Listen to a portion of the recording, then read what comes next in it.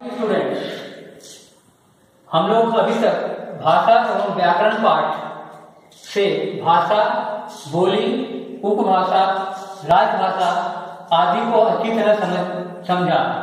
आज हम लिपि को जानेंगे। लिपि क्या है? लिपि शब्द का शाब्दिक अर्थ है लिखने की पद्धति। भाषा को लिखित रूप लिपि द्वारा ही दिया जाता है। अतः हम कह सकते हैं कि ध्वनियों को लिखित रूप देने के लिए निर्धारित किए गए चिन्हों की व्यवस्था को लिपि कहते हैं। इस प्रकार लिपि की परिभाषा है ध्वनियों को लिखित रूप देने के लिए निर्धारित किए गए चिन्हों की व्यवस्था को लिपि कहते हैं। लिपि का विकास कैसे हुआ?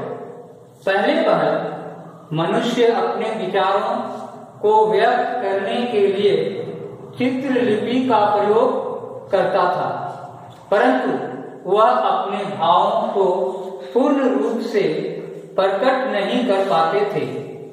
विकास के क्रम में अपने विचारों को पूर्ण रूप से व्यक्त करने के लिए मनुष्य मुख से उच्चारित ध्वनि के लिए विशेष चिन्हों का निर्माण किया। इन्हीं चिन्हों को लिपि कहते हैं। इस प्रकार विभिन्न देशों के भाषाओं के विभिन्न लिपियां होती है। जैसे प्रमुख विदेशी भाषाएं एवं उनकी लिपियां।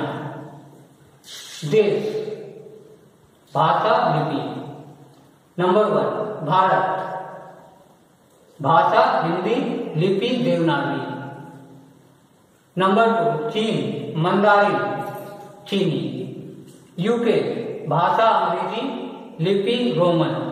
इस प्रकार विभिन्न देशों के भाषाओं के विभिन्न लिपियां होती है। उसी प्रकार हमारे देश के प्रादेशिक भाषाएं एवं उनकी लिपियां भी हैं। जैसे प्रदेश है असम, भाषा असमिया, उनकी लिपि असमी।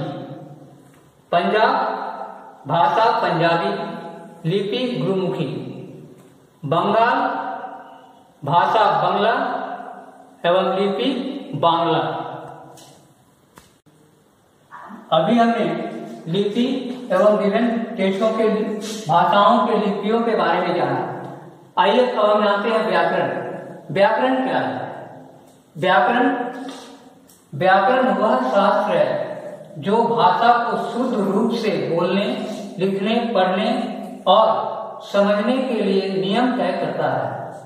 व्याकरण वह शास्त्र है जो भाषा को शुद्ध रूप से बोलने, लिखने, पढ़ने और समझने के नियम तय करता है, जिनको प्रयोग में लाकर हम भाषा को शुद्ध एवं प्रभावशाली बनाना सीख पाते हैं। जैसे सीता स्कूल जा रहा है, यह अशुद्ध वाक्य है। इसे हम व्याकरण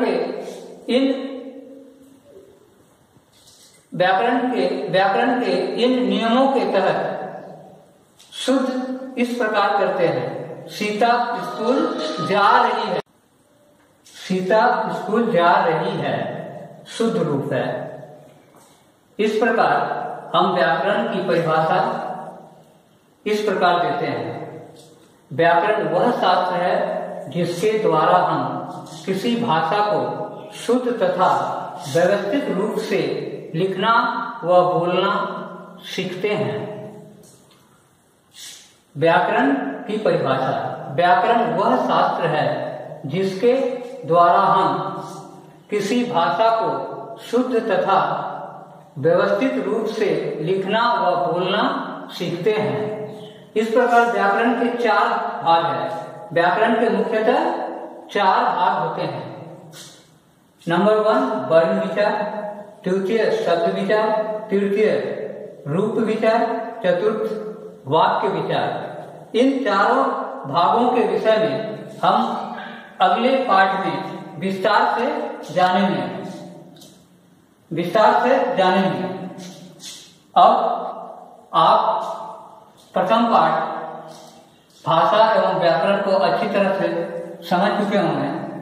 अतः आप अपने पाठ्य पुस्तक के अंत में दिए गए अभ्यास प्रश्नों के उत्तर अपने उत्तर पुस्तिका में एवं पुस्तक में लिखकर याद करें। यह आपका गृह कार्य है।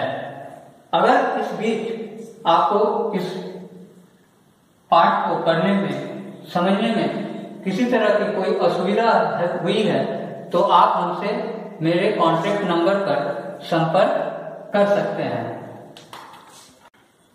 मेरा कॉन्टैक्ट नंबर है 9334779663। बस आज के लिए इतना ही।